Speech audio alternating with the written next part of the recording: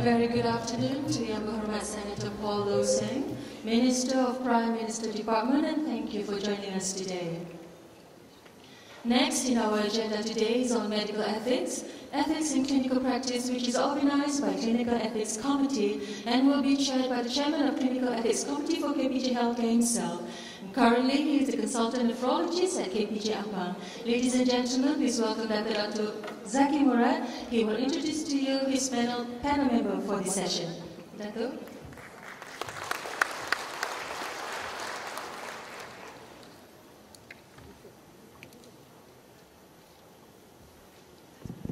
Bismillahirrahmanirrahim. Assalamualaikum warahmatullahi wabarakatuh and good afternoon. I'd like to welcome you all to this afternoon's panel discussion organized by the Clinical Ethics Committee of KPJ. We had initially intended to discuss mainly issues relating to clinical ethics and the role of regulatory bodies like the Malaysian Medical Council. However, a proposal was made to extend the scope of this discussion to include business ethics and how it relates to medical ethics.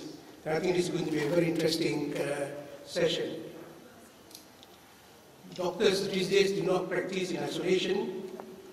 At every step of the doctor-patient interaction, we are in touch with external parties, be it the institution that we work in, the pharmaceutical company, or the insurance company. It is thus inevitable that at some point in time, the ethical values that we uphold in our practice face challenges from the business practices of those whom we interact with. I would like to outline some of these challenges, and the panel will of course be discussing these and elaborating on these. Doctors place the interest of their patient first and foremost, and this has been the practice since the Hippocratic days. This forms the basis of the doctor-patient relationship and is supported by the major principles of medical ethics, beneficence, non-maleficence, autonomy, and justice. However, the ideals of medicine are frequently challenged by the practicalities of delivering healthcare in this modern day. These challenges are seen in both the public-funded healthcare system as well as in the private healthcare system, private for-profit healthcare system. In the public-funded healthcare system, ethical issues arise mainly from lack of resources, leading to long waiting times, rationing of treatment, and the need to prioritize healthcare development. The ethics and economics of resource allocation becomes a major challenge to the managers of public healthcare institutions. In the private sector, especially in the for-profit healthcare provider, there may be some inherent tensions between experience by doctors employed by these corporations. The need to ensure healthy revenues by the corporation may at times cause conflict with the doctor's practice. Another dimension to this is the doctors who own healthcare businesses. Most of our general practitioners own their own practices and practice in it. There are also specialists who own imaging facilities and other healthcare facilities. They constantly face the challenge of deciding whether the tests or imaging studies they order are really needed or requested to help improve their businesses. In the USA, the practice of physician-owned distributorship, where doctors have financial interest in medical devices which they use to implant in their patients or are paid commissions to use them, is now under scrutiny by regulators and consumers alike. For some time now, the relationship between pharmaceutical and medical device companies and doctors have raised concern of inappropriate behavior on both sides. Companies sought to gain influence with doctors to use their products by giving monetary or other forms of gifts in the guise of consultancy fees, research grants, travel and speaking engagement fees, etc. You may have all read of the recent scandal in China, where a large multinational pharmaceutical company is alleged to have paid huge sums of money to doctors as incentive to use their product. It's just not individual doctors who are targeted by these huge corporations, They also buy influence through the specialist societies by purchasing trade, exhibition booth, and other forms of sponsorship at conferences. Finally, another area which medical ethics and business ethics may interact is the conduct of clinical research or clinical trials. Clinical trials on new products are essential, part of medical development, and the good outcomes in many diseases which we see today are the results of translating clinical trial results into practice. A corporation that has spent hundreds of millions of dollars in drug development is loath to see a negative outcome of a clinical trial of its product. We know of a few drugs that were withdrawn from the market because of failure of the proper documentation by physician investigators of adverse event during the clinical trial. So with that brief overview, ladies and gentlemen, I would now like to invite our moderator, Ms. Feroz Ahmed, to come on stage to introduce our distinguished panelists and moderate the discussion. Thank you.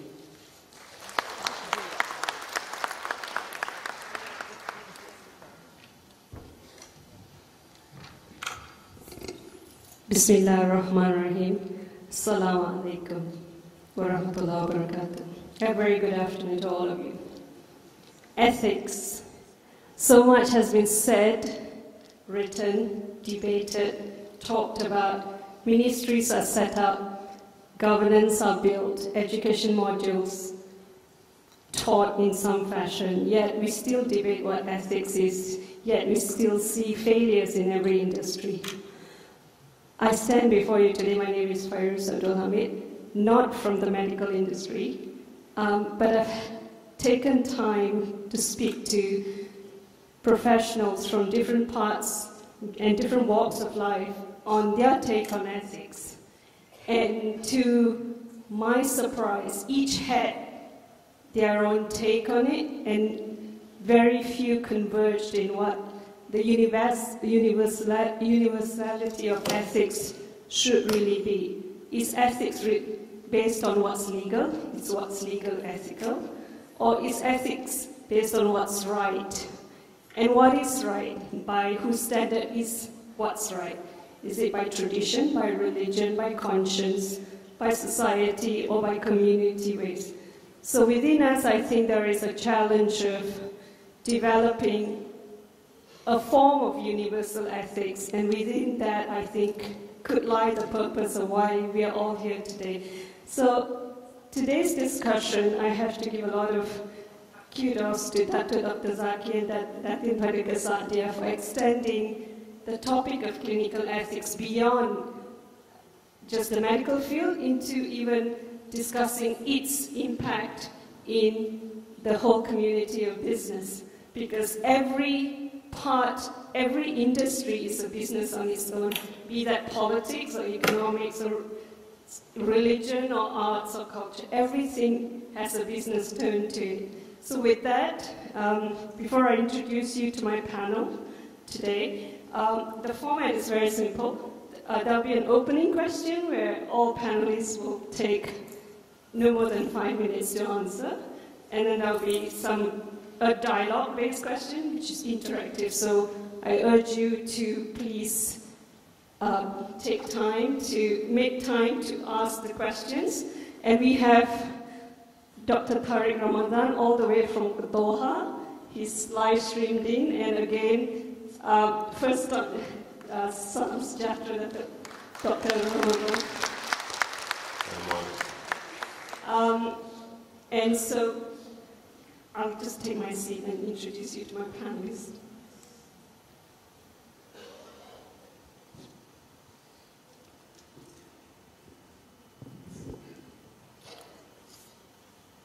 On my immediate left is Honorable Senator Dr. Paul Lau Singkon, the past president of Transparency International Malaysia. He's now with the Prime Minister's Department in charge of governance and integrity. Beside him is one of Malaysia's best product. I think she has given women in Malaysia such great name. She's broken all ceilings that women often say they are barrier by, and that's Datin Paduka Satya, who built KPJ from what it was to a 1 billion ringgit company today. She was the former managing director of KPJ Healthcare, and she's now the corporate advisor. On her left is Dr. Zaki, who spoke earlier. He's also the head of clinical ethics of KPJ Healthcare. To his left is Prof. Dr. Siva, who used to work with the government of Malaysia hospitals, and he's now with the International Medical University. And to his left is Professor Milton Lam, who is Dr. Milton Lam, sorry, who is with the Malaysian Medical Council. Ladies and gentlemen, please. Oh, sorry. And also from Doha, there's Professor Tariq Ramadan, who's with Oxford University. He needs no introduction. I think everybody knows you here in Malaysia, Professor, for all the right reasons, although we sometimes ban your book. But welcome, Salam Sejahtera, and please give our panelists a big round of applause. So really the first question I have is, can clinical ethics be viewed in isolation to business ethics in the medical industry? Is the medical industry an industry on its own, or does it impact all parts of the industry? Dr. Paula, would you like to take this one first? Well, my portfolio is in the government, has to do with transparency, governance, integrity, and of course in the area of human rights as well. First thing is, in any government, whatever things we do, I believe that it is the basic right of every citizen to have access to quality medical attention and care, as well as at reasonable cost. And I was told that in Malaysia, issue of medical attention and cost of medical care is not an issue among the voters, and that's why it's not an issue in election. The other area is, I don't think we can separate medical services from the business ethics side. Because today, I think we begin to see, unfortunately, maybe, excessive commercialization of medical care. And issue of overcharging, issue of overprescribing medical services, that whether the patient needs it or not, I think these are issues of great concern. And if I may speak on behalf of the consumer or the patients, I think the patients in Malaysia, I would say that anyone who sees the doctor, most of us will not have enough information to discern what is good or what is bad for us, medically speaking. So we would trust the doctor, I think almost 100% of what we believe that it is good or bad for us. So in a sense, our life, if it is a critical disease, will be in the hands of the doctor. And this trust is given to the doctor, and I believe that the doctor has almost 100% influence on the treatment for the patient. So it's so important that what the doctor prescribes to the patient, I would presume, although it's quite obvious, will be good for the patient and not because of some other commercial interest that exists. I think this is important, and it also has to do in, I believe, the belief of many doctors, the issue of what they believe in their heart in relation to the patient. Unfortunately, I believe that we have lost this issue of relationship with the patient, the issue of compassion, the issue of empathy. So I think it's important for us, for those of us who are giving healthcare service to the patient, to have this moral conscience that should be there, to be like a moral compass for when we treat patients. Fantastic. So can we take a view from the medical side, Dr. Milton Lam? Would you say moral conscience is what drives the industry, or there is a larger ethics issue within? Well, I think we got to be clear about our definitions. To me, clinical ethics has been there for almost 2 millennia. There's the Hippocratic Oath, there's the prayer, Maimonides' prayer of the Muslim physician, there's Avicenna's code, there's also exhortations amongst the Chinese and Indian physicians. So they've been there a long time. And in the present time, we have the World Medical Association's Code of Professional Conduct, which is replicated in most countries in the world in the form of codes of conduct, professional conduct. And basically, it emphasizes 4 points which Dr. Zaki has already mentioned. 1 is patient autonomy, 2 is beneficence, benefit of the patient, 3 is non-maleficence, no harm, and 4, more recent concept of justice. Now, if you look at the whole picture, you have consider a wall. A wall is comprised of bricks and some cement and mortar holding the bricks together. The bricks make up the law. You can equate that with the law. And ethics make up the mortar. And if the mortar is insufficient or there isn't, or is of poor quality, then at some point in time, the wall will break. So I think it's that sort of framework that we are looking at. And now I come into business ethics. That is a term that has come into play only in the past 50 years. The motive of business is to make profits. So my question is, anybody who wants to come into healthcare, whether they should impose their ethics on clinical ethics. I think it should be the other way around. Anybody who comes to healthcare should play by the clinical ethics of the medical practitioner. Now, again, you use the term industry. When I first started out in medicine, the term medical industry, healthcare industry was non-existent. And I think Prof. Siva and Dr. Zaki also will testify to that. So it has now become an industry. The connotation is very different. So I will put it this way. Are you talking of, when you refer to business ethics, are you talking of profits or are you talking of profiteering? I think we all agree that in business you have to operate in the black. You cannot be a charity organization all the time.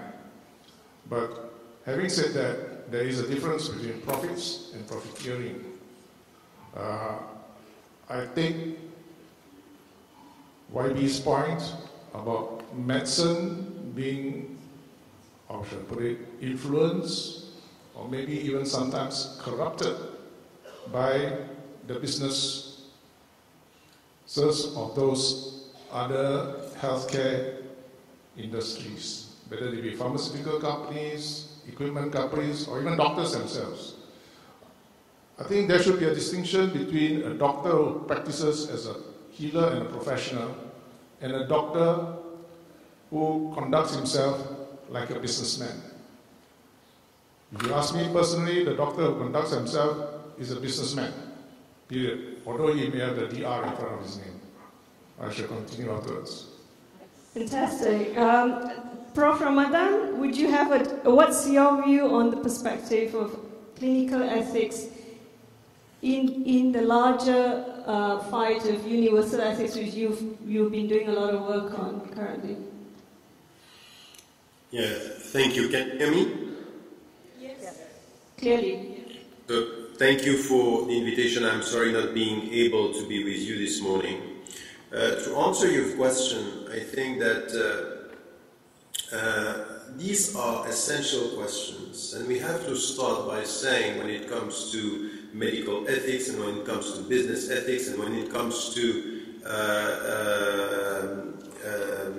anything which has to do with enterprises and profit organizations, that ethics is not a garment. Ethics should be a foundation. It's not something that we add to a practice. It's the very essence of the ends of any practice. And this is where we have a problem. Malaysia is a Muslim majority country, but we are sharing with Christians and with Jewish traditions and Buddhism. A very critical question is, how do we connect for example, rules that we have, and in Islam we have anything which has to do with Islamic law and Islamic jurisprudence, with the ethical concern, meaning by this that the most important questions that are missing in our world today are the question of goals and ends. What do we want to achieve? The Muslims today are dealing with this. We are always talking about the comprehensive approach, but we have a fragmented approach, and the medical science is in one valley, the businesses and enterprises and transnational corporations are in another valley, and we talk about something which is, how do we reconcile the two dimensions? So the point here is we have to come to something which is an essential question. And the essential question is to go beyond the narrow vision that we have and to come to what you just said now. When we speak about business, we speak about profit, and we speak about efficiency, and we speak about making money. From an ethical viewpoint, we have even to discuss the very essence of being efficient. What is efficiency? On ethical terms, efficiency is not only to make as much money as you can, but efficiency has to do with two things. Is not to deny the fact that businesses and enterprises should make money, but they should make money while protecting and promoting what is good for humanity. So this should be a foundation. It's not something that we add to the business. It's something which is the vision, the light through which we have to deal with business. And from when it comes to medical science, it's also something which is very essential. Because we don't have only to talk about, ethics and the code of ethics for medical doctors. The 4 principles that you mentioned coming from Bichon and Childress in their book on ethics, when they talk about autonomy, beneficence, non-maleficence, and justice. By the way, these are principles that are contested by many today, and even in the West, not only as something which is universal, but it's also something where, in our discussion that we have, for example, in our Center on Medical Ethics, we had a problem, which is what is lacking in the transdisciplinary approach. And the transdisciplinary approach is to connect the knowledges together, is to connect the fields together. If we go only on medical ethics and we promote medical ethics without connecting medical ethics with clinical ethics, and then also business ethics, and then also anything which has to do with the business ethics, and linking this to what you mentioned, which is pharmaceutical enterprises and also insurances. All this has to be connected, and this should come from all the field together. The problem that we have is that we have medical doctors working on their side, some people in the profit organizations working on their own, and we are not connected. So there is a disconnect, and at the end, a lack of ethical efficiency in all what we are doing. So you have 2 questions, and then let me just come to this. We have problems when it comes to research. The way, for example, transnational corporations are promoting research in the field of medical ethics, this is something which has to be critical And we need here to get a sense of the international relationship, what is done in the south, what is done in the north, what are we promoting, and this is where medical doctors should be much more involved in anything which has to do with this, because this is their field. This is where, for example, they have to connect. Well, another point which is just, again, something which is unacceptable when it comes to human rights is the way we deal with drugs, for example. Generic drugs, and the fact that some are making money and they don't want to sell generic drugs or generic drugs to be sold in order to protect their own interests. While this, in fact, has as an impact the death of millions of people, and we know what it means in South Africa, for example, or African countries, and even in Asia when it comes to AIDS. I think that this is also a field when it comes to drugs which is important. Last 2 points is, and then also, of course, this has to do with public and private, the public and the private sector. The last one that I wanted to stress is we have now something when it comes to medical practices and what is happening in our hospitals, a pressure that is coming from the economic side.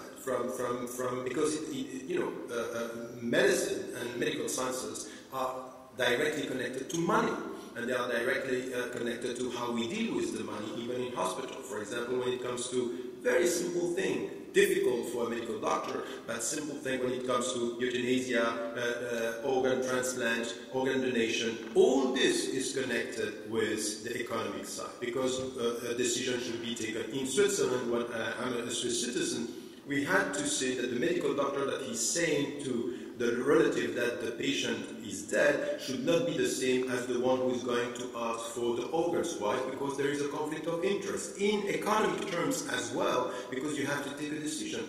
All these things are spheres and fields where we have to connect the two. And from a Muslim perspective, I would say that we are very far from providing the right answers. We are as disconnected from all these fields as the field themselves. So I think that the picture should be yes to your first question, and second, obviously there should be a reform in anything which has to do with the businesses and transnational corporations when it comes to applied ethics. Thank you. Dr. Paduka, how do you manage and balance ethics when you have such pressures from your shareholders, and how does ethics take precedence in your business, or shareholder value and shareholder wealth, or are they one and the same? Can it be one and the same? Thank you, Firuz. First of all, before I come to your question, I would like to stress that like any other professionals, the medical professionals should be independent, but dependable and reliable providers of these, what we call crucial life-saving, providers of life-saving services. And hence, they must not compromise on what they do. But after having said that, it is I'm also of the opinion that the doctors are not totally independent of what they do, and closely linked to the business. Yeah, and being KPJ for the last 30 years, and seeing that this closely linked relationship between the doctors and the business, and the providers of services also form the relationship is what forms the consumer trust, the patient trust towards us. So hence KPJ has developed what we call from the very beginning, before you hear about the jargon of governance and all, we were talking about medical bylaws. We were talking about some rules and regulation in KPJ from those days. So we have been developing that for some time. And that has proceeded after KPJ were listed. You are not only subjected to the requirement of the listing, or you call it listing requirement or corporate governance of the authorities, but we continue to look into the clinical ethics. Yeah? We want to have a balance, a balanced showcase of achieving the business as well as the performance of the clinician. From the track record, to answer your question, KPJ subscribe or is an advocate of both. However, if there is a clash of these two, it has been our track record to make sure that the ethics, the clinical ethics, the medical ethics stay. And we have done many. In fact, if I could say, in my tenure as the managing director and with the support of the board, we have shown the door to our doctor that did not follow the medical ethics. As much as we want, since we are a profit organization, we want to make money. Yeah? It has to be achieved by being by selling your services in the most professional, most decent, and you get what we call profit dignified that profit. is blessed by the God Almighty. Thank you. Thank you. Prof. Siva, you now teach, and having gone through the service and you now teach, is this whole notion of ethics an elusive thing? That can you teach ethics, and how do you integrate the varying stakeholder needs into a universal ethical basis? Thank you very much for that very important question. I think teaching bioethics, now it's termed bioethics rather than ethics, especially in our field, is something that has been contentious. It's a contentious subject. Many people feel that you can't teach ethics because ethics should be taught at home. By the time they come into medical school, they should be ethical people who are admitted into a profession, basically. So we have a huge problem trying to teach ethics if they have not gone through that. Is there a subject on ethics even? Yes. Now, on top, having said that, we still continue to profess the fact that ethics should be taught and included in the syllabus. Now, this again varies with the numerous medical schools in this country. How it is being taught, what is being taught, and whether it is taught effectively. The easiest way is probably to establish a particular unit, have a series of modules, and you deliver them through a lecture style, and that is the worst way of delivering bioethics, because probably you will get 40% attendance, and the rest of them probably will feel it is not important. And the first question medical student asks is this coming out of the exam or not?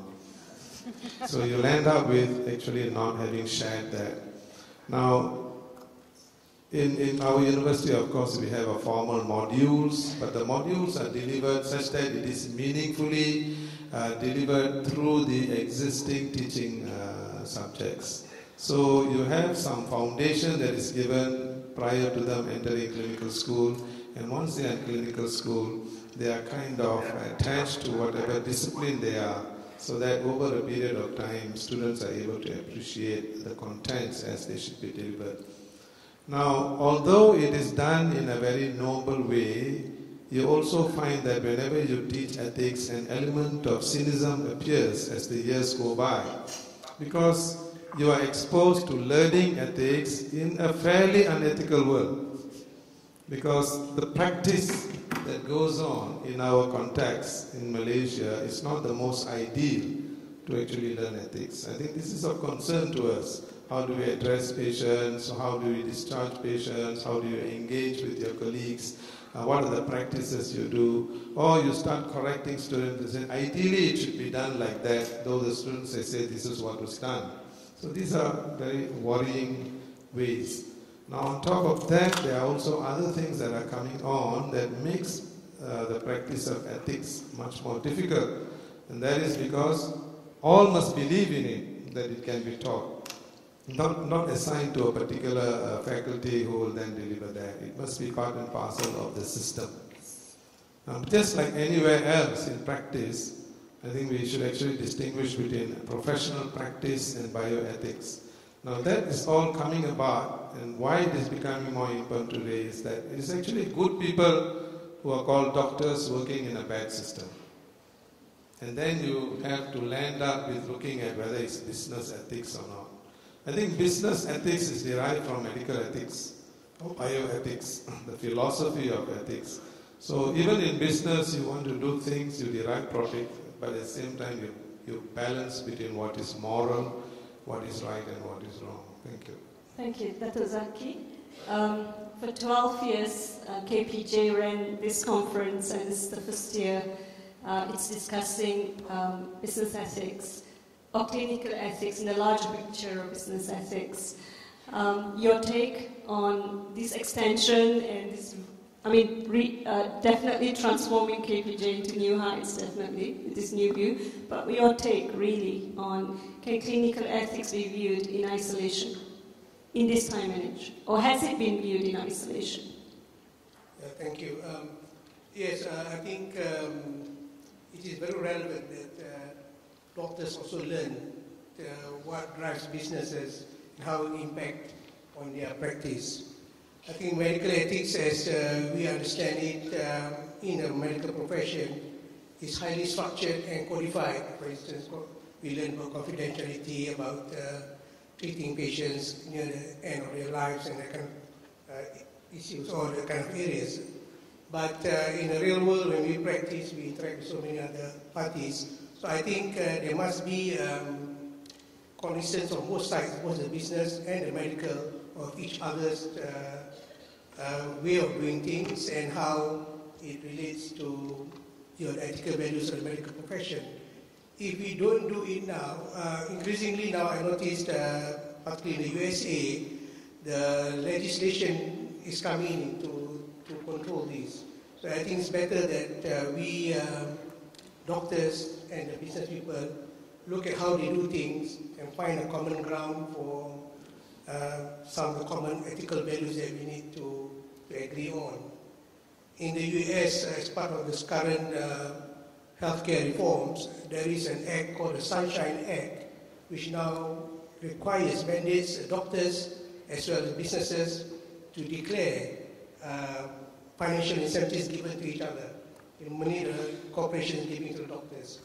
So if we allow people to regulate us in such a manner, we may be putting ourselves in a very difficult position. So I think it is important for doctors to also understand what the businesses are and how we can come to a common ground. Prof. Ramadan, so thank you. Thank you for answering the first question. But just changing gears now, we've spoken so much about clinical ethics versus business ethics, but in your view, Prof. Ramadan, how much does politics play in some of these decisions? Politicians or regulators not wanting to pass certain laws because it affects their term in office or it affects support. How much of that affects not simply clinical ethics, but also universal ethics? And how do you, just sub question, and how do you draw consensus in such a scenario?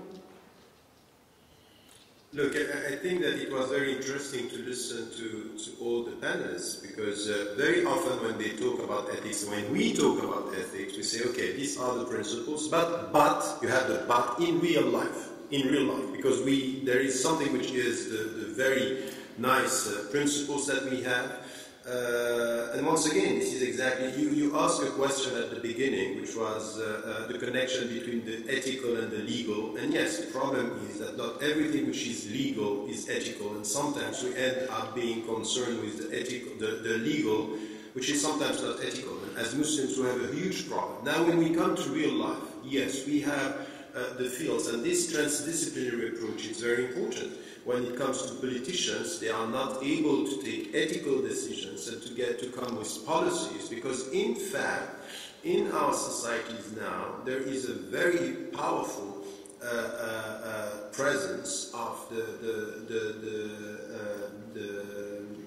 anything which has to do with the industry, which is putting some pressure on the politicians. So we know this in all the parliamentary, the parliaments around the world, that some of the deputies are in fact facing pressure coming from the pharmaceutical industry. Look, for example, at the European level, we had a discussion about smoking, and the decisions were very difficult to take because there were lobbies working on the political, towards the deputies and putting some pressure and influencing. And we talked about the scandal in China. So the point here is very much that politicians, they are in between two concerns. The one is coming from medical doctors, and we have to be clear. Medical science, it's also about money. It's also about profit. It's also about making money. It's not something which is very nice medical doctors and very bad business or businessmen or women. That's not the right thing. So if you want to come to a consensus, we need to get people from all the fields. We need politicians, we need businessmen and women, we need people who are medical doctors, and to come together and to have transdisciplinary approach and to look at the complexity of the things and not to dream of some good principles, but effective policies with people coming together and to have some pilot projects where we can do things that are efficient. And I mean by efficient here, it's not against profit, but it should be with the right concern with what is good from human rights vision and the dignity of human beings. Dr. Paul, are we doing that in Malaysia? Not necessarily from just from the medical perspective, but on the whole subject of ethics, are we doing transdisciplinary efforts? Okay, although I'm in the cabinet, I'm not a politician. Okay, I'm apolitical, in fact. So, frankly, I thought this question was rather strange because my stand is I don't think politics should be involved in a medical profession at all.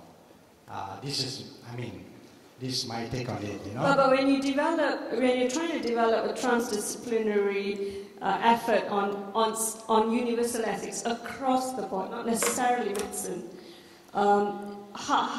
what's the government of Malaysia doing? Or what are your plans even? Frankly, I'm not in charge of the medical profession, so I can't really answer what the plans are. But basically, just going on the principle of governance itself, first thing, I think there should not be political interference in anything to do with the issue of welfare, the medical welfare of the people. And secondly is I believe that there should be strong accountability,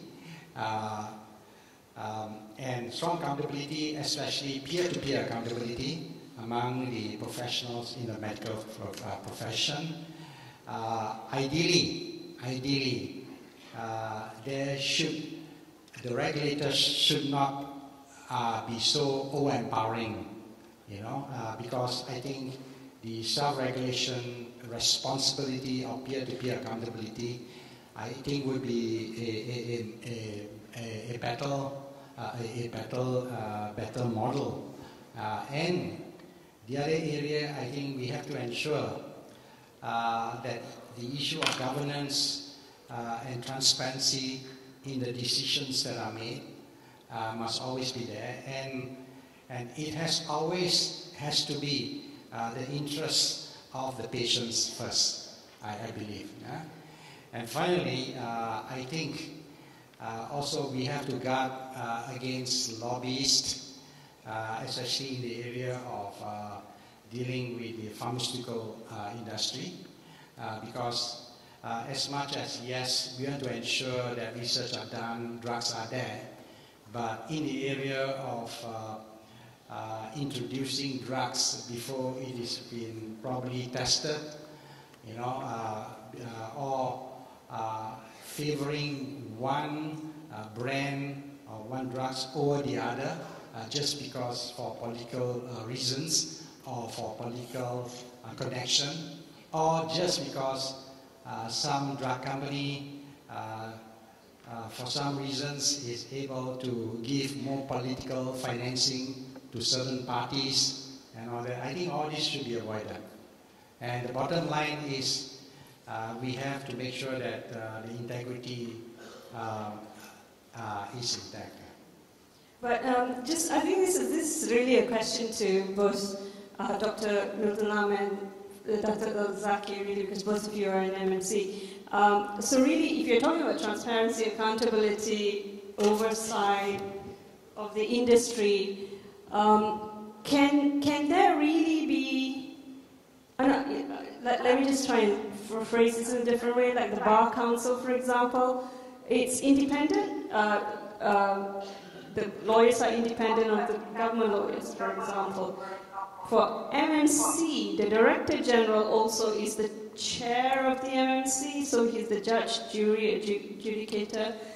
How can you provide a good oversight of the industry when you're also the people reviewing, possibly judging, possibly also making the judgment? Has this got to change, really? If you're really talking about the fundamentals of instituting ethics in the industry. Well, before I answer your question, I couldn't agree with Dr. Paul Lau more.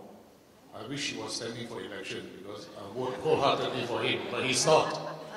Okay, but coming back to the Medical Council, when the Medical Act was enacted in 1971, we had an elected majority.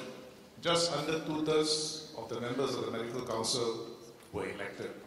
The other third came from one university and from the public sector.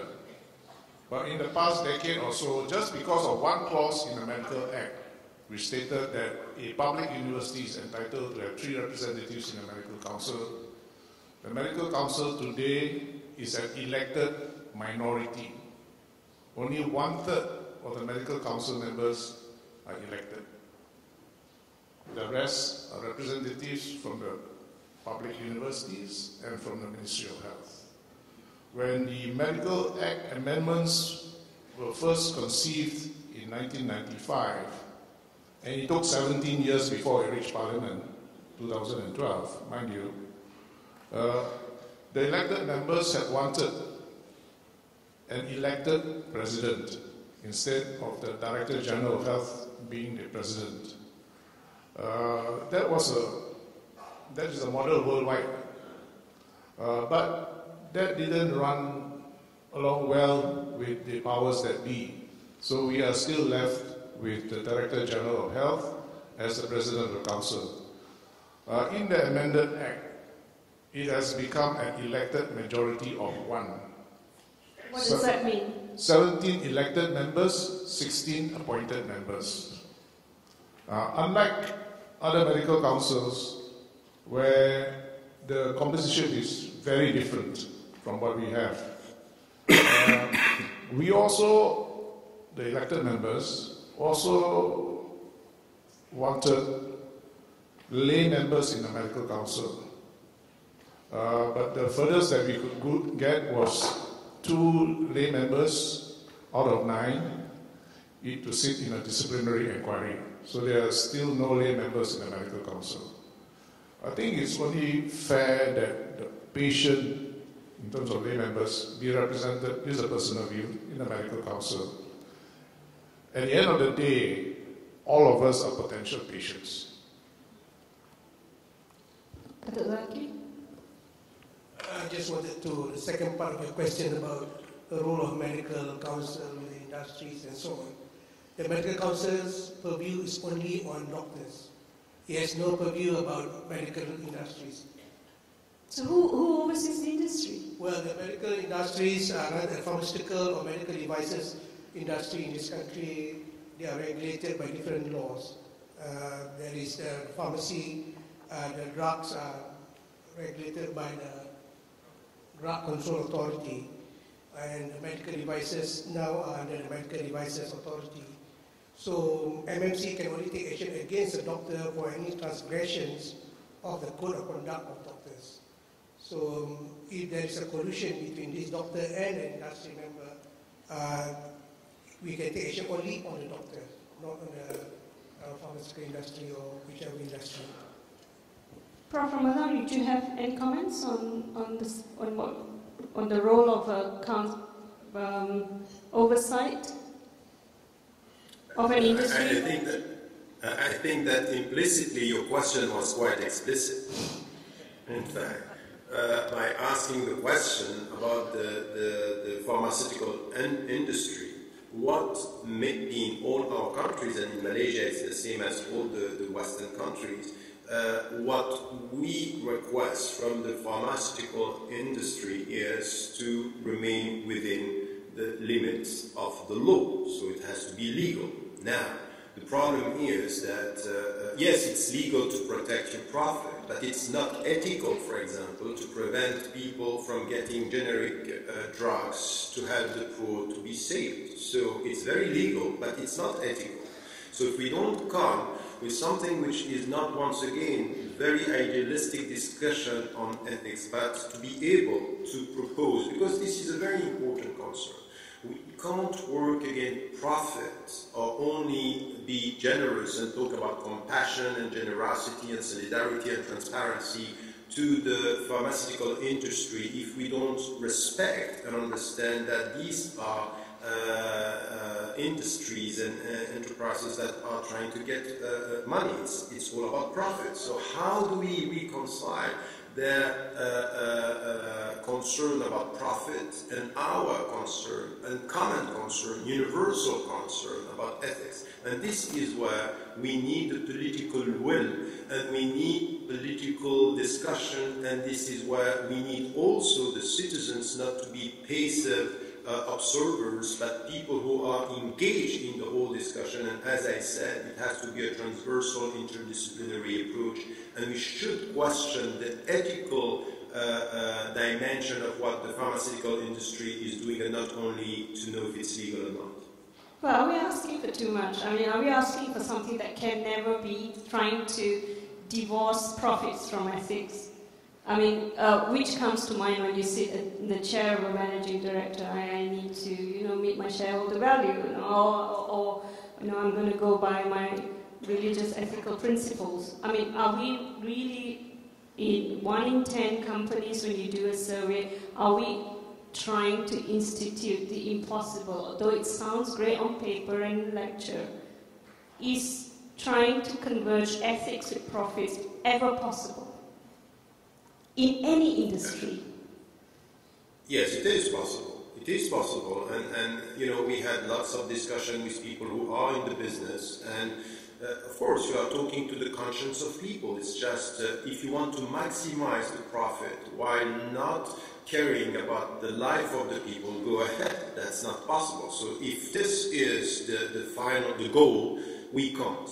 That's impossible. But now if we are talking to the conscience of people, if we are talking to the people who are, we have lots of people who want now to connect their profit. Even with people who were we are not talking here about that. When you look at what is coming now from people who were in the market, who were, we see now people like Soros, Stiglitz, and even Bill Gates thinking about now we need regulations, we need something to be done because it's a catastrophe.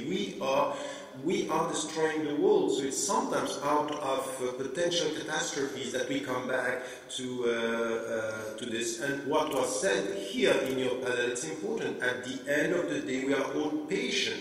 At the end of the day, we are all people who are facing a personal destiny, and we need to talk about the philosophical side. So we are not talking too much, asking too much. We are asking what should be asked. Now, some people don't care and others do care, and we have to work with them. We start with the people who have this awareness, I think.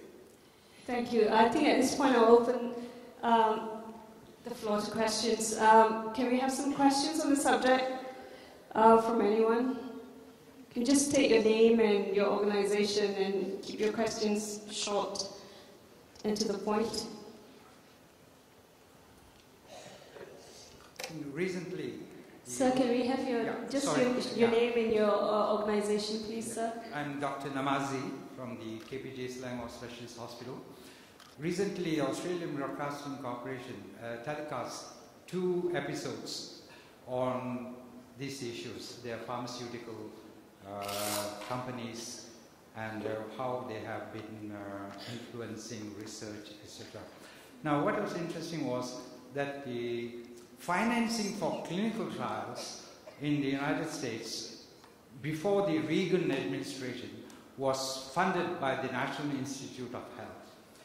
But during Reagan's regime, the funding was cut. So the industry, the pharmaceutical industry had to come in. Now, and as a result of that, there have been a lot of unethical issues in the sense that some of the clinical trials, for instance, when there were side effects, they got a group of patients, but they eliminated a number of patients who were showing side effects. So when they published the final results, these were not included. So these are the unethical practices. Now, is it time that the governments go back to financing essential clinical trials rather than leaving it to the industry? So who would you like to direct that question to, sir? There are no pharmaceutical people here, but anyone who can... Anyone want to take that, please? Prof. Siva? Touching on an area that's a little bit broader than what I'm thinking of. Perhaps what you are talking about is the phase 4 trials. In other words, the drugs have gone through and they have been found to be useful, but they want to try it out in the field. And that's when we try to catch hold of volunteers in contract research. And in fact, I'm a little disturbed also by the trends of contract research that is now come into the country, and it has been condoned by government. What do you mean by contract research? That's when the drugs are going to be tried out on patients, volunteers, for a period of time to see whether they truly work and whether they have side effects or whatever over a period of 2 years or so. Now, in that kind of a research where it is generally done on a multi-center trial, the developed countries somehow or other dump this onto developing countries because of expense and also availability of patients. Now, this has been vehemently protested against by the UNESCO in its bioethics curriculum by saying that when you do this, they follow the 10-90 principle. So in a developed country, you do not get volunteers. So I find a vulnerable country who requires money, and I am now showing the incentive. You run this trial in your country, and after that period, whatever due I will pay. The drug is supposed to be working, say. It works very well, and it is a new drug. Instead of simvastatin, you have now introduced this new drug. But this drug is now so expensive that it can only be used in the developed country. So the 90% of the people who actually require the drug will not have access to the drug because of the cost. Now this funding is now rampant and it is going on in our country too, and many people want to get onto the trials because of the money that can be derived from it. So how do you regulate this? How do you bring oversight to such industry? By education, I suppose. By trying to get into a state where people are aware as to how you can run this ethically. I think the Ministry of Health has a very big role to play here. And as a regulator, it's incumbent upon the Ministry of Health to ensure that Malaysians and residents in this country are not exploited in this way. It is a fact that research are being dumped from developed to developing countries simply because of cost reasons. And this is a very disturbing trend. Whilst it is true that we want money from multinationals to put into your, what do you call it, NKEA for healthcare, brought in so much billion of business, I think it's also important that the Ministry of Health ensure that our patients who are not as well educated, not as mature as that in developed countries, are not taken for a ride. Because these drugs are not licensed for use yet. They are being tried out in humans to see if they can be licensed for use. Interesting. Dr. Paduka, you would like to comment on that? I see it this way. In doing anything, especially in business, it has to be fair and just. Yeah? And profit is definitely allowed. And the way you distribute the profit to your shareholder, to your staff. I mean, staff come, although it comes under cost, but they must not be belittled that they get very small proportion of what it should be. Yeah? All along, KPJ has been built on the trust that we are an advocate of being fair and just, and this is why we do allow money to be spent on on making sure that governance, clinical governance are being implemented throughout the group. And this is also why the conference is being held, yeah? To make sure that we continuously remind ourselves, both clinician, the other allied professional, and the business team, management team that are leading, yeah, KPG, and we want to showcase that this is what we are doing. Yeah? So by doing it as according to the business ethic, I think we want to reap as much profit as possible. And the other thing is we also do not forget our CSR. Yeah? So as long as what we do divide it to those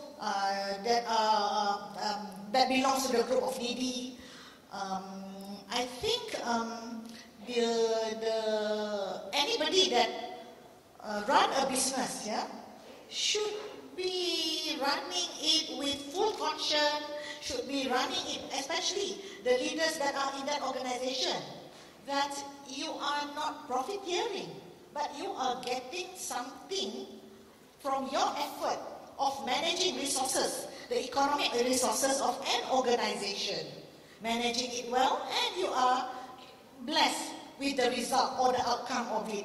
As like the the professional, the medical doctors are required to give a good outcome, yeah? And those who may not be able to reach to the level of good outcome, there's quite a lot of incidences, they may have to upgrade themselves. So is the business.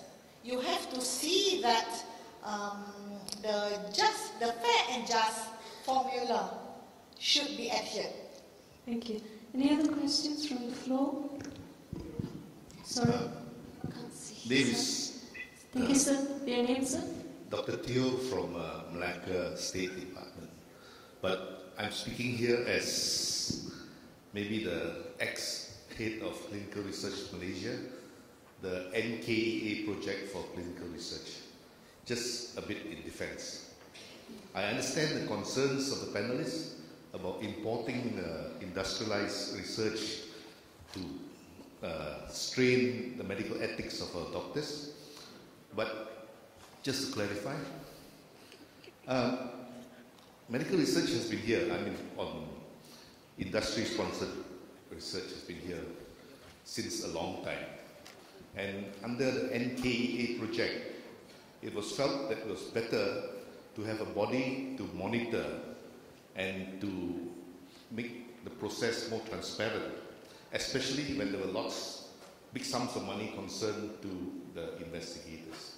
The main objective of the project was actually to increase or get the capacity of our doctors to do research and hence to be able to publish their work. It was figured out by Clinical Research Center that the best way to do this was to get involved in ISP, industry-sponsored research. And so the question, sir? No, my question is a comment on clinical research and ethics. Oh, okay. So, and there was a question raised about the value of the NKA project in bringing clinical research, both by Prof. Siva and Dr. Milton Nam. Okay, thanks. So I'm just trying to reply to that. Okay. So if there isn't a question, the comments, we'll keep it short. Okay. Because then we'll need to I'm give just others. adding now 2 more points. The other 2 points are that the access to medicines are increased by bringing in this research. Second is with the increasing targeting or individualization of drugs, we have to work out what works in Malaysians, ethnicity, and also by genetic makeup. Thank That's my you. comment. Thank you. Thank you very much. Any more questions from the floor? Thank you. I'd like to, Nick Zephyrs with the American Malaysian Chamber of Commerce. I'd like to congratulate KPJ Healthcare on having a clinical ethics committee. I think that's outstanding.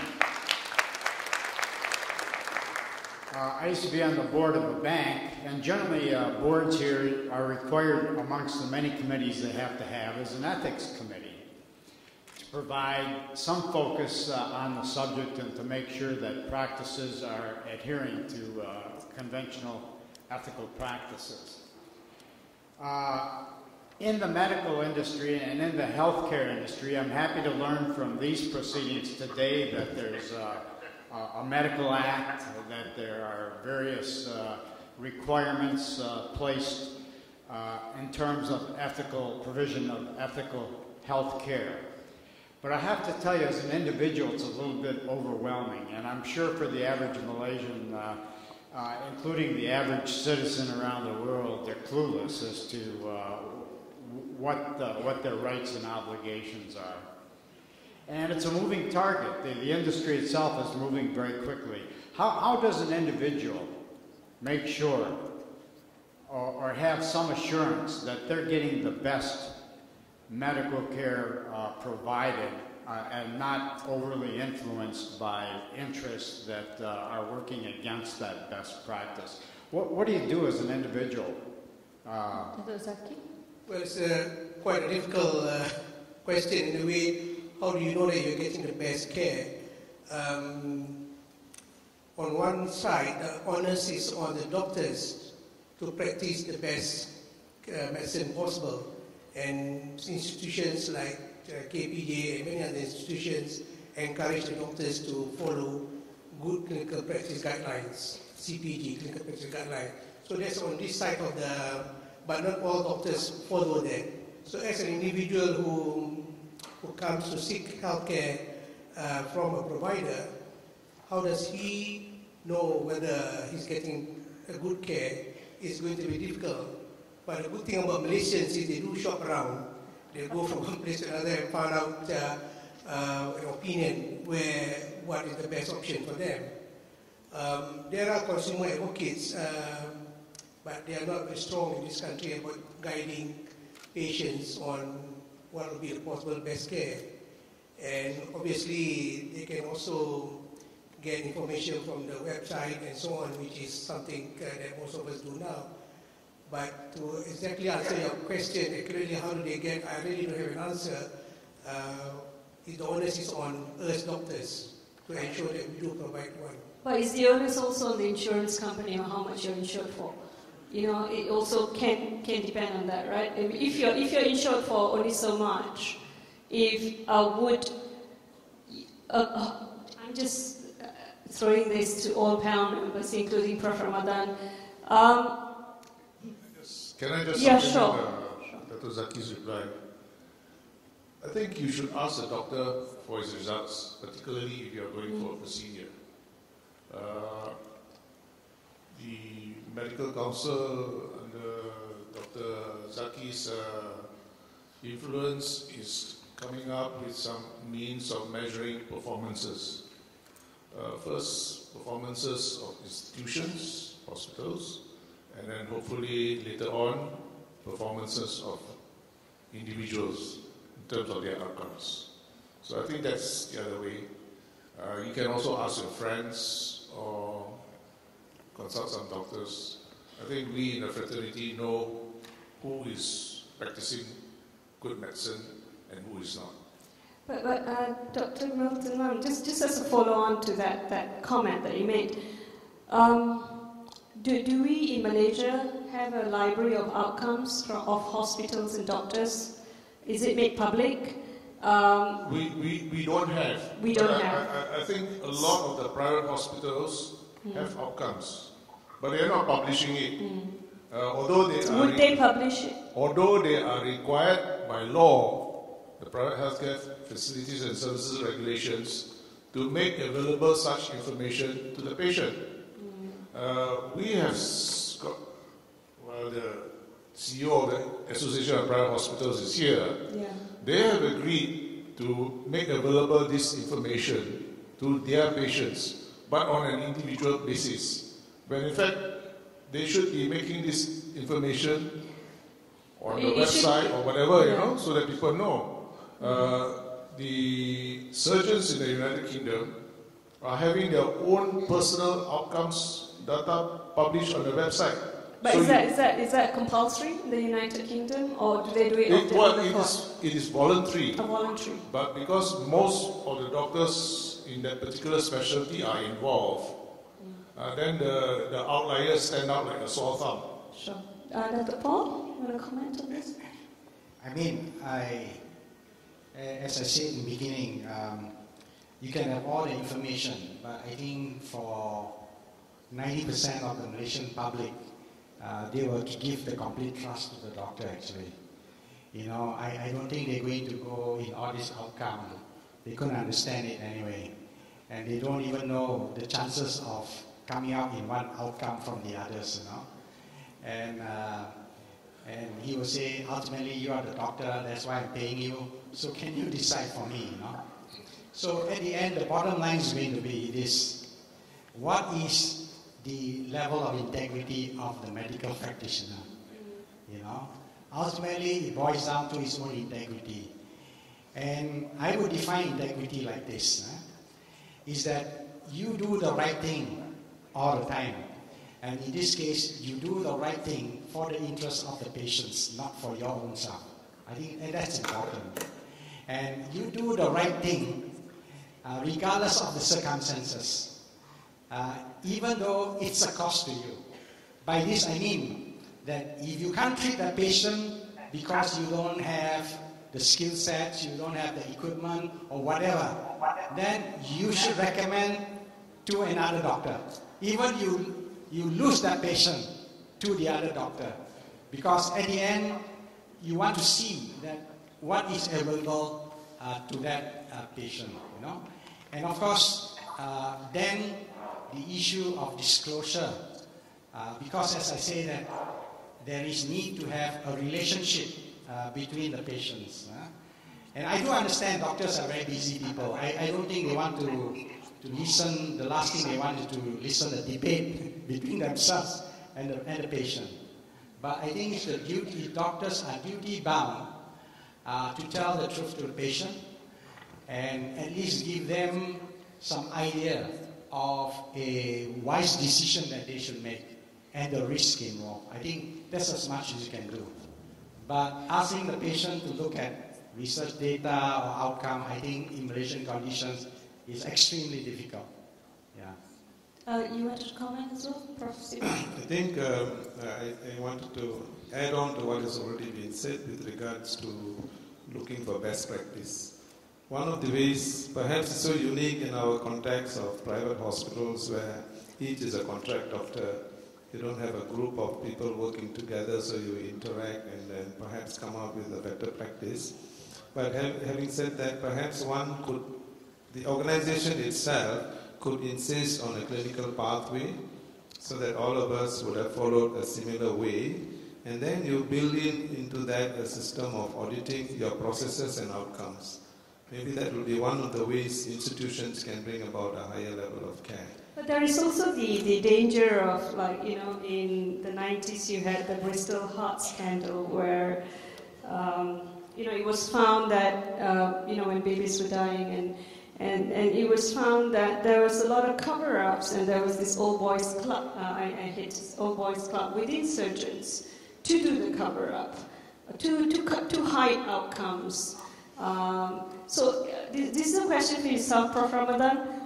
How do you educate ethics and institute ethics in medicine or biomedicine when the comments made here today was in Malaysia, for instance, that patients just hand over their lives to doctors, and then you're at the mercy of the ethics of the doctor, of a doctor or a group of doctors who may or may not be serving the best interests or may hide outcomes.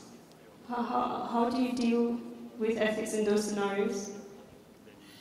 Yes, I think your question is a critical one, because we are so much in all the fields, by the way, not only in medical science and in medical study, but in all the fields, we are so stressed, and sometimes the curriculum is so heavy that ethics is becoming something which is an added, or sometimes there is no such a thing, and sometimes it's not, there are no exams. This is where I think that coming from within the profession, coming from within, and this is also what we are trying to do. We are working in 10 fields, for example, in my center in applied Islamic ethics, trying to go from applied Islamic ethics to shared universal ethics.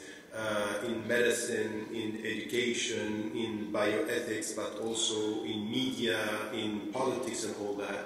It's how do you teach that? So we can't just add 1 hour per week or 1 hour, some hours during the semester. This has to be, as I said, something which is crossing the board, but we need to get this also taught as there are 2 things. It's the codes of ethics for the profession as a medical doctor, what should be done or not, but also the profession itself, what are the goals and the ends of the profession. And this is where you are going to have, as in any sciences, people who don't care, they want to make money, and some medical doctors have not not so much ethics, but we will have people who are doing their best. They go by what is right, and this is where we need to come with a kind of not only teaching but organizing it within the profession. We can have councils, we can have more efficiency in, as I said, pilot projects where people are working. We have lots, and we need, and as a last point, we need to highlight what is done by some medical doctors. And you have here an example of a woman who is in your country doing things that are completely new and alternative and connecting things. I think that this is also something that we have to highlight within the profession, what is done in a positive way by medical doctors, and also you teach, but you also show that this is done and this is efficient and it works. This is what we need to do. It's in this field as well as in others, but we can't just add 1 hour and think that we have done the job. Thank you. Dr. Zaki? Oh, sorry. If I may add, I just would like to put it, this is why in KBJ, year by year we are strengthening our clinical governance. We monitor very closely mortality rates. We may monitor sentinel events. We monitor quite a lot of all what is happening with our doctors and our patients as much as possible.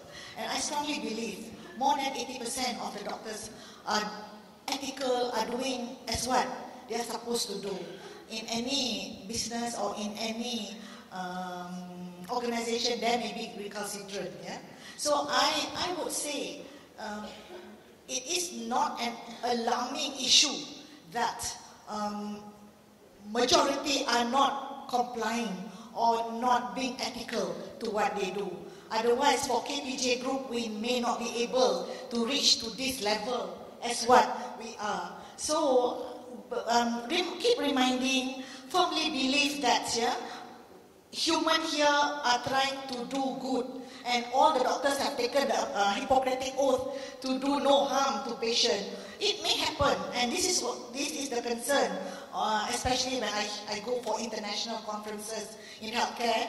We should be moving from facility-centered, from doctor-centered to more patient-centered, and allow patients to have their voices being listened to. So if we are not for a reform, but changing or moving or going gradually to see what is being sought after by patient, although sometimes alarming statistics of death, yeah, in the industry, but it should be in the long term manageable. And as I said, keep reminding that we must always, our existence is to do good to those people that are around us. Sure. Dr. Zaki, you want to comment? Yeah, thank you. I just want to add that it is very important doctors take their responsibility seriously. I think it's not always business that cause problems. They tend to blame businesses sometimes for these type of problems. But if you look at the latest scandal in UK, the Mid Staffordshire Health Trust, where there are there are a number of deaths, unnecessary deaths, and a lot of other mishaps happening in the hospital, and that caused the UK government to set up a commission of inquiry to look into that problem. So again, there was a lack of sense of responsibility of not just doctors but all the other hospital staff. So I think when you're looking for good health care, I think the onus is always on the provider to ensure that he provides one. Thank you.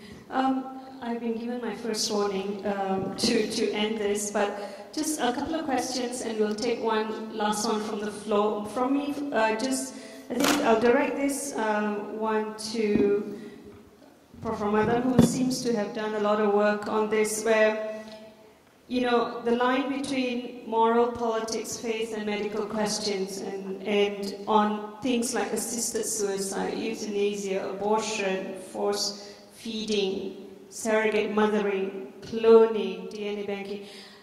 This obviously would change from tradition to tradition, country to country, on what's right and what's wrong and what's ethical and what's not. What's your finding in some of the work that you've done from the center?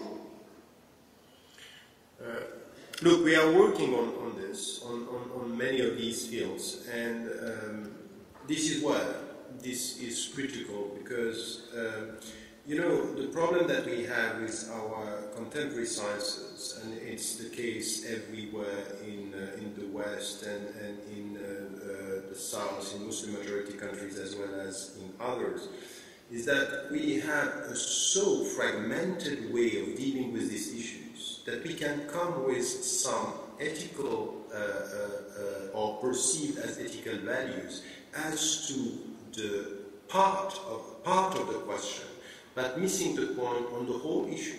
When it comes, for example, you know, from an Islamic perspective, we don't have a problem with passive euthanasia. This has been done by the scholars. We talk about end of life. We talk about organ transplant and organ donations. All this is done, but very often the scholars are talking about a very narrow question, an ethical question when it comes to organ transplant or organ donation, not taking into account the connection between this practice and the economic life, where you have pressure put on hospitals sometimes to end some care because it costs money, it's expensive.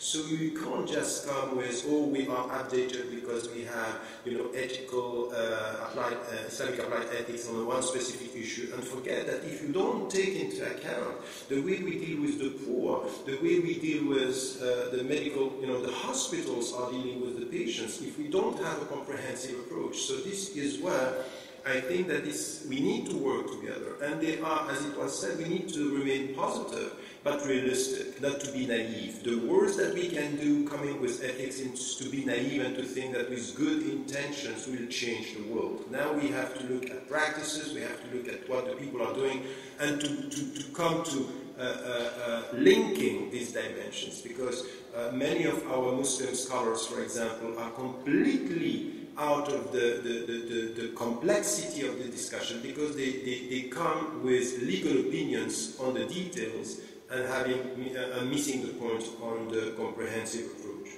Thank you. Anyone on the panel? Dr. Zaki, you want to take? No? Should we have one last question from the floor before we do a wrap up, please?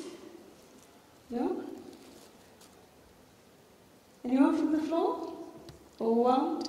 I have another question. Again, this is not your industry. This is more the pharmaceutical industry. We have thousands or millions suffering from debilitating illness in Africa and parts of Asia, say like AIDS and TB and malaria and meningitis. Why do we sell medicine at the same rate in these countries and not just hand them out for cure? Where is the line of ethics? Like, for example, if you were in a developed country, you would pay a certain amount for AIDS medicine, for example. But why would you sell that for that same amount in countries where there's vast suffering of AIDS and TB and malaria? Why do we need celebrities to walk into this country and market disease? And when the industry itself can go in and make a difference? Anyone from the panel? Prof. Mullah, you want to take that? Are we marketing disease in African countries? And I use the word marketing disease. We have these celebrities suddenly going in and making AIDS. I think when the industry should be doing more.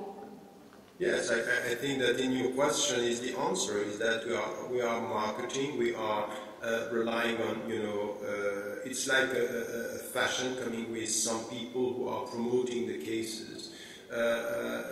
In our world today, unfortunately, sometimes we have to do with ethics what we do with fashion is that we have to advertise and we try to have big names and something which has to do with the visibility. So we need to do that. I think it's a question, ethics has to do with communication, but at the same time, it has, as you are pointing out, to political will and political decisions. Now, you know how politicians works, and they are mainly, thinking about the next elections and not about the long-run ethical issues. And this is where education was referred to. Long-run strategies that are needed on the ground. So we need to have many strategies and many ways and not neglect one. But sometimes we have to do that. Thank you, Dr. Milton. I don't speak for the pharmaceutical industry, I'm a medical doctor. But if you look at the research from the big pharmaceutical companies, they are always on non-communicable diseases which are prevalent in the advanced economies. Spend very little research on diseases that are more prevalent in the poor countries of the world. And the answer to that is simple: profits. Dr. Paula, you want to be the last one to close on the subject before I ask my closing question?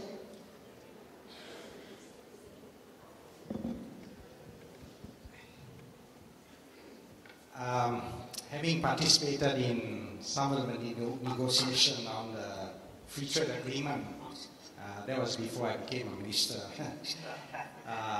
And this issue of drugs, the availability of drugs and the pricing is an issue in many, especially the free trade agreement. It's an issue of it's a commercial issue. The pharmaceutical company says that they have put in quite a lot of money to do the research, so that it's just appropriate. They need to get the return back, But of course, then the issue whether affordability of drugs is another issue. They say that, if we send it to another country, we expect the patents to be protected, and if you can't have that pay the same price, maybe there should be a subsidy or something, by the government. Or, on the other extent, maybe you should extend the life of the patent, So these are issues that are commercial, and I'm not sure how we resolve it. In fact, this is why some areas of the free trade agreement are being held up, actually, purely for this reason. But since this is going to be my final remark, if I may say, I know I'm talking to a lot of doctors, but I don't hear about preventive medicine. whether doctors are keen in encouraging preventive medicine or not. Very keen. If people get more healthy, of course, they don't see you as much. Right? So, but I think the area of preventive medicine maybe should also take place there. You know, Sure. how you advise the patient not to fall sick or to prevent the illness. That's the other way. I think this is also an ethical issue, you know, that needs to be dealt with. Yeah. So before I ask my closing question, and everyone's got just 30 seconds to answer this question, is I think the panel today, I wish we had more time, but we did start late, did bring out such issues as the role of economics, the role of politics in ethics, and is it really, does ethics and profit, can ethics and profit the confluence in running of an organization? We also spoke about service versus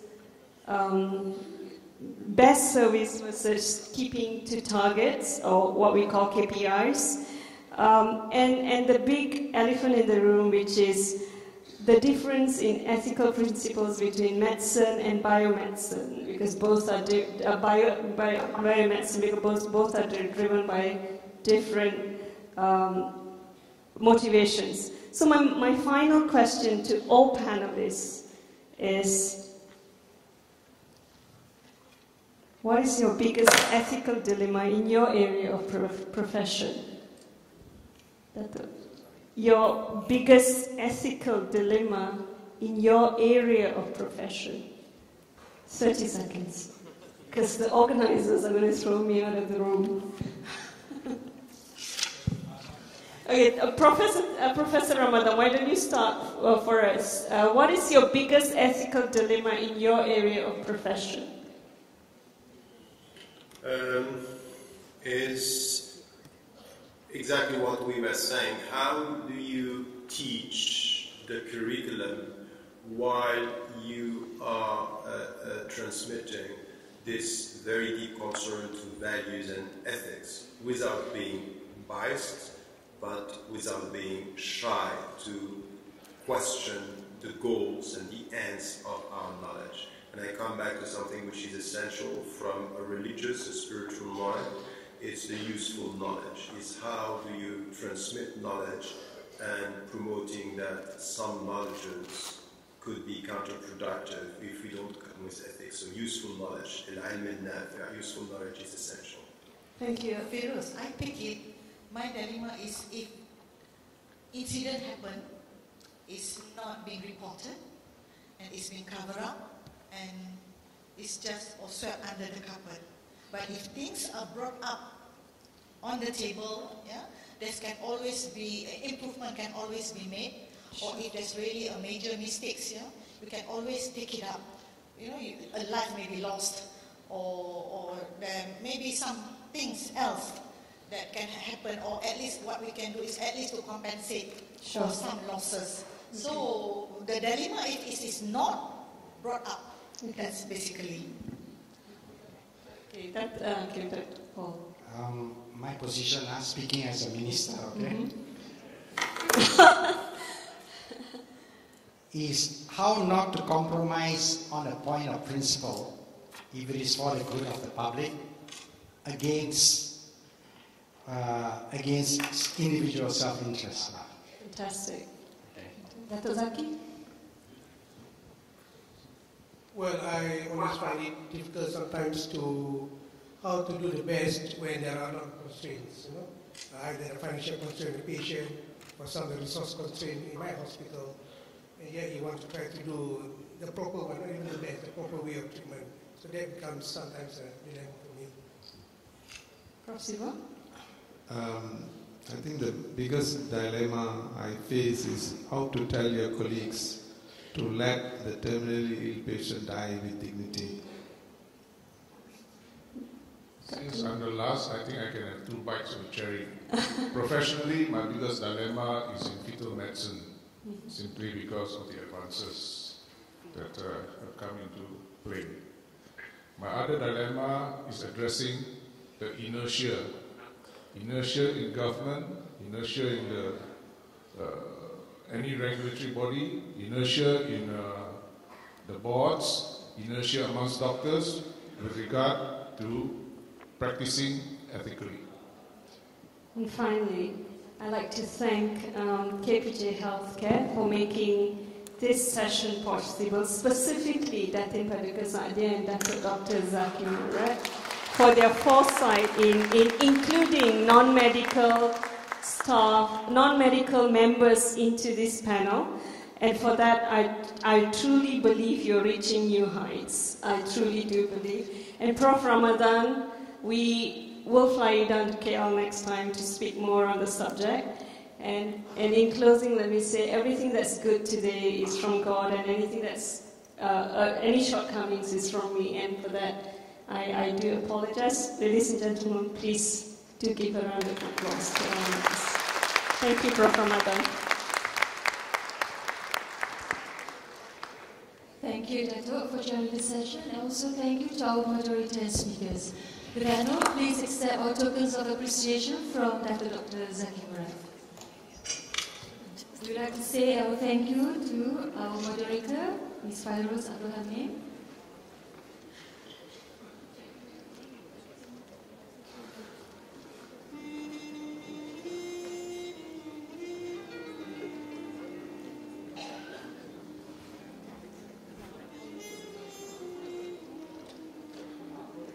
Our thank you to Yang Berhad Senator Dr. Paul Loh Seng. And also thank you to Datin Paduka Siti Saida Sheikh Bakir.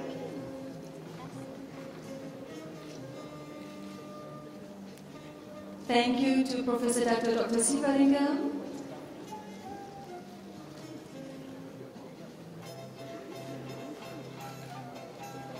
Thank you to Dr. Milton Lam.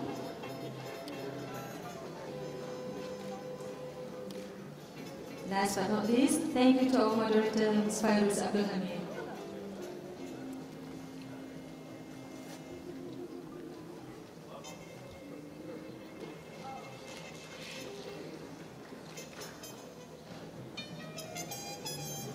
Thank you again to all our speakers and to Dr. Zaki for chairing this very interesting panel discussion. Ladies and gentlemen, we will break for tea now and we'll reconvene in 20 minutes. The refreshment is being served here for you. Thank you again.